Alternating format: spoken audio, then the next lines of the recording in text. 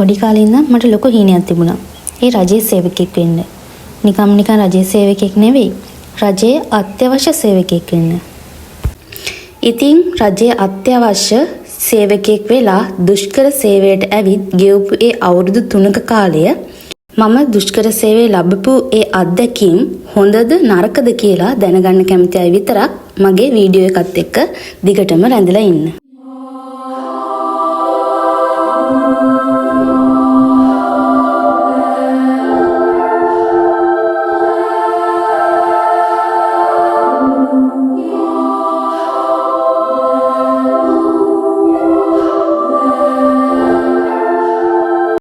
මේ වීඩියෝ එක මම කරන්න බලාපොරොත්තුෙන් හිටපු එකක් නෙවෙයි.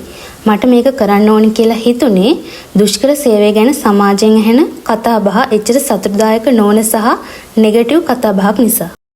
2023 නොවැම්බර් මාසයේ තමයි මට සේවයට වාර්තා කරන්න දින එදලා තිබුණේ. ලෙටර් එකේ තිබුණේ උතුරු පළාතේ සේවයට වාර්තා කරන්න කියලා. උතුරු පළාතේ ජෆ්නවල තමයි අපේ ප්‍රධාන ඔෆිස් එක තියෙන්නේ. අදාළ දිනේට ඔෆිස් එකට ගියාම තමයි එතනින් තමයි අපි ඩියුටි කරන ප්ලේස් එක තෝරගන්න ඕනි අපි. එතකන් අපි දන්නේ නැහැ උතුරු පළාතේ කොහාට යන්න වෙයිද කියලා හරියටම දන්නේ නැහැ. එදාම ප්ලේස් එක තෝරගෙන එදාට පහවදා ඩියුටි රිපෝට් කරන්න ඕනි. ඒ නිසා අපි අපේ ඇඳුම් උයන පිහන බඩු ඒ ඔක්කොමත් අරගෙන තමයි ඉතින් යන්න ඕනි එදාට. ඔෆිස් එකෙන් ලිස්ට් එකක් දෙනවා. ඒකෙන් අපි කැමති තැනක් තෝරගන්න පුළුවන්. තෝරගන්නත් ඉතින් ඒ ලිස්ට් එකේ තියෙන තැන් ගැන අපි කලින් දන්නේ නැහැ. ඉතින් මේ මොහොතේ විනාඩි 2ක් 3ක් ඇතුළත තෝරගන්න ඕනි කැමති තැන. කොහොම හරි එදා ළමයි 200 ගණක් විතර හිටියා අපොයින්ට්මන්ට් ගන්න ඇවිත්. තෝරගන්න ප්ලේසස් තිබ්බේ 20ක් 25ක් වගේ. ඒක නම් මට ඇත්තටම හරියට මතක නැහැ. කොහොම හරි යහමු ලෙස මමත් තැනක් තෝරගත්තා. හරි. හැබැයි ඉතින් ඒක කොහෙද තියෙන්නේ? මොන වගේ තැනක්ද? අඩුම නවතින තැනක් තියෙනවද? කන්න, බොන්න, උයා ගන්න විදියක් තියෙනවද කියලා මුකුත්ම දන්නේ නැහැ ඉතින්. අපිට ජීවිතේ පාලනය කරන්න බැරි දේවල් කියලා කොටසක් තියෙනවනේ. ඒ වගේ තමයි කෙලවෙන්න හරි කමක් නැහැ. තෝරාගත යුතුම දේවල් හම්බ වෙනවා අපේ ජීවිතේ. ඒ වගේ අවස්ථාවක් තමයි ඉතින් මේක. මෙලෝ දෙයක් දන්නේ නැතුව දෙමළ වචන අඩුම 10ක්වත් දන්නේ නැතුව කතා කරන්න බැරුව ආපු ගමනක්. හරිද මේක? එදා දවස මට මගේ ජීවිතේ අමතක නොවන දවසක්. ඊළඟට මොකද වෙන්නේ කියලාවත් මටවත් හිතා ගන්න බැරි මගේ ජීවිතේ සම්පූර්ණයෙන්ම දෛවයට බාර දුන්න දවසක්. අනේ මට රස්සාව කරන්න හොඳ තැනක් හොයලා දෙන්න කියලා සම්පූර්ණයෙන්ම දෛවයට බාර දුන්න දවසක්. හරි. ඔන්න දැන් ප්ලේස් එකේ නම විතරයි දන්නේ. කොහෙද තියෙන්නේ? ඒ ඔෆිස් එකේ ඉඳන් කොච්චර දුරකින්ද තියෙන්නේ? මෙලෝ දෙයක් දන්නේ නැතුව උදේ ඉඳන් පටලවාගත්තු සාරිය ඇඳගෙන රෙදි බෑගුත් තියාගෙන ඉතින් ඉන්නවා බලාගෙන. මාත් එක්ක එතන ජොබ් එක කරන්න තව දෙන්නෙක් තේරුණා. මගේ බය ටිකක් අඩු වුණා. ඉතින් මාත් එක්ක තව දෙන්නෙක් ඉන්නවනේ තැන හොයාගෙන යන්න. කොහොම හරි ඔෆිස් එකේ ඩොකියුමන්ට් බාර දීලා අපොයින්ට්මන්ට් ලෙටර්ස් එහෙම බාර අරගෙන ඔක්කොම වැඩ ඉවර වෙද්දී හවස 3-4 වගේ වුණා මම හිතන්නේ. ප්ලේස් එක මැප් එකෙන් සර්ච් කළා. අප්පා කිලෝමීටර් ගාණක් යන්න තියෙනවා තව. කොහොම හරි මගේ තාත්තගේ පවුලේ අයයි කීප දෙනෙක් ආව වාහනයකින් මාව ඇරලවන්න. ඒක නිසා ලොකු ස්ට්‍රෙස් එකක් තිබුණේ නැහැ මට. කොහොම හරි අපි රෑ 10 විතර වෙනකනුත් ගියා කරුවලේ කොහේ යනවද පේන්නෙත් නැහැ. මෙලොවම දෙයක් පේන්නේ නැහැ. හරිද?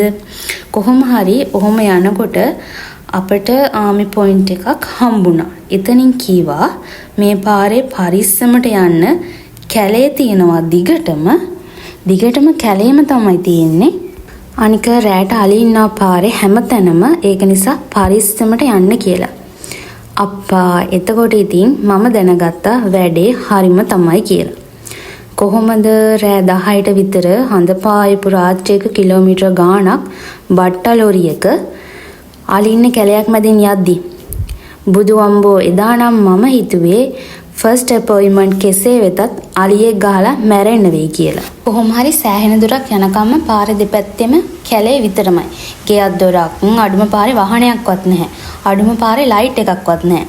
දුෂ්කර සේවයට එන්න තිබ්බ අමාරුව දැන් නම් හොඳටම හොඳ වුණා වගේ තමයි දැනුනේ මට. හරි ඔන්න ඊට පස්සේ එකපාරටම පාර මැද්දේ වාහනේ නතර කරා. මම හිතුවේ හරියටම හරි අලියෙක් තමයි කියලා. බලද්දි පාර මැද්දේ තඩි වතුර පාරක්. හොන්න ඉතින් කට්ටියම බහලා ඒ හරහා යන්න පුළුවන්ද කියලා චෙක් කරලා කොහොම හරි එතනින් වාහනේ ගත්තා. ඊට පස්සේ කැලේ පහුවෙලා ගම් මැද්දේ පාරකට වැටුණා. දිගටම අලි වැටවල්. අතරින් පතර පොඩි පොඩි ගෙවල් තිබුණා. කොහොම හරි ගම් මැද්දෙනු සෑහෙන දුරක් ගියාට පස්සේ ඔන්න තැන හොයාගත්තා. ජොබ් එක කරන තැන නම් හොයාගත්තා කියමුකෝ. ඊට පස්සේ ගෙදර යන විදිය මොන දෙයියන්ගෙන් හරි අහලා තමයි යන්න වෙන්නේ. ඔන්න ඉතින් ආවනේ දැන් ඉතින් ඉන්න තැනක් තියෙනවද කොහොමද දන්නේ නැහැ. පාරේ ඉන්න වේද දන්නේ නැහැ. තැනක් හොයාගන්නකම්. පස්සේ ඉතින් මිස් කෙනෙක් ආවා අපිව හම්බෙන්න. ඉන්න ක්වාටර්ස් තියෙනවා කිව්වා. අම්බෝ ලොකු දෙයක් ඉති. ඒ මිස්ලා අපි එන බව දැනගෙන ක්වාටර්ස් එකේ රූම් හැම අස් කරලා තිබ්බා. තාත්තා බඩු අස් කරලා දීලා මහර හැම පිටත් වෙන්න තමයි හදන්නේ. හිතට මාරම අවුල්. ඉතින් එදා නම් මාරම අවුල්. අවුරුදු 20 ගාණක් අම්මා තාත්තත් එක්ක හුරතල්ලේ විඳලා කිලෝමීටර් ගාණක් දුර ගෙනත් අතරලා යද්දි මට නම් නිකන් දැනුනේ සරණාගත හැඟීමක් මං ගැනම. ඒක ඉතින් කිව්වට බෑ. ඒ හැඟීම විඳලම බලන්න ඕනි. ඒ හැඟීම මේ වීඩියෝ එක බලන්න ආපු ගොඩක් දෙනෙක්ට දැනලා ඇති කියලා අනිවාර්යයෙන්ම මම හිතනවා. අම්මා උයලා දීපු දේ කකා ඉඳලා දැන් ඉතින් තනියම ජොබ් එක කරගෙන තමන් ගැන තනියම බලා ගන්න වෙන හැඟීම හරිම අමුතුයි. එළියට යනවා නම් අනිවාර්යයෙන්ම ටෝච් එකක් අරගෙන යන්න. මේ හරියට සර්පයි ඉන්නවලු. මිස් කෙනෙක් එහෙම කිව්වා. අලි මදිවට සර්පයි. හරි කමන්නේ. දුෂ්කර සේවයනේ. දුෂ්කර සේවයේ එහෙම තමයි. අපි ඉතින් බඩු ටිකත් අස් කරලා වොෂ් එකක් දාගෙන නිදාගද්දි පාන්දර වෙලා ඔන්න. ඒ කොහොම වෙතත් උදේ 7 වෙද්දි යන්න ඕනේ ලෑස්ති වෙලා ඩියුටි. උදේට තමයි ඉතින් බලා ගන්න වෙන්නේ ආපු තැන මොන වගේද කියලා. ඇයි ඉතින් මෙලොම දෙයක් පෙරුනේ නැහනේ. ආවේ කරුවලේනේ. ඉතින් රස කතා ගොඩක් ඉස්සරහට තියෙනවා. මේ වීඩියෝ එකෙන් ඒවා කියන්න ගියොත් වීඩියෝ එක තව තවත් දික් වෙනවා. ඒක නිසා ඊළඟ වීඩියෝ එකෙන් බලමු මම ආපු තැන හොඳයිද? මම කොහොමද ඒ තැනට හැඩ ගැහුනේ? මම ලැබපු නරක සහ හොඳ අත්දැකීම් මොනවද?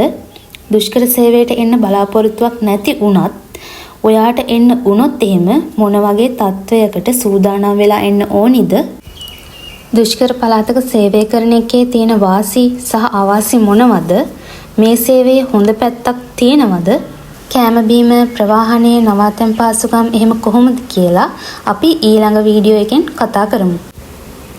මගේ තව වීඩියෝස් බලන්න කැමති නම් මගේ channel එක subscribe කරගෙනම යන්න.